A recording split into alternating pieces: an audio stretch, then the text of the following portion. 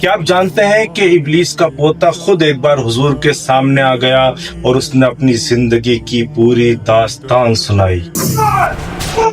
یہ حکایت سن کر آپ دنگ رہ جائیں گے۔ یہ اس زمانے کی بات ہے جب حضرت عمر فاروق اعظم حضور کے ساتھ ایک پہاڑی پر بیٹھے ہوئے تھے۔ اچانک ایک شخص لاٹھی ٹیکتا ہوا حضور کے اور حضرت عمر فاروق کے سامنے آ گیا۔ اس نے سلام کیا۔ حضور نے پوچھا تو کون ہے؟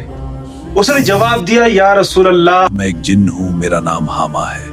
میں بناہیم کا بیٹا ہوں اور بناہیم لاکیس کا بیٹا تھا اور لاکیس ابلیس کا بیٹا تھا۔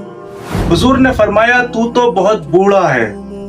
حاما نے کہا یا رسول اللہ میری عمر اتنی ہو گئی ہے کہ جب قابیل نے حابیل کو قتل کیا تھا اس وقت میں بچہ تھا۔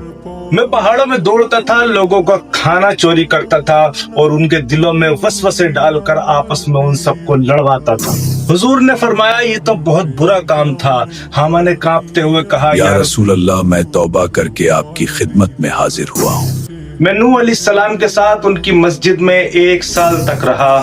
حضرت یعقوب علیہ السلام اور حضرت یوسف علیہ السلام کی بارگاہ میں توبہ کر چکا ہوں، اور حضرت عیسیٰ علیہ السلام نے مجھ سے فرمایا تھا کہ تجھے اگر محمد الرسول اللہ صلی اللہ علیہ وسلم کی بارگاہ میں جانے کا شرف ملے تو ان کی خدمت میں لگ جانا۔ یا رسول اللہ آج میں حاضر ہوا ہوں، آپ سے گزارش ہے کہ مجھے کچھ کلام اللہ سکھائیے۔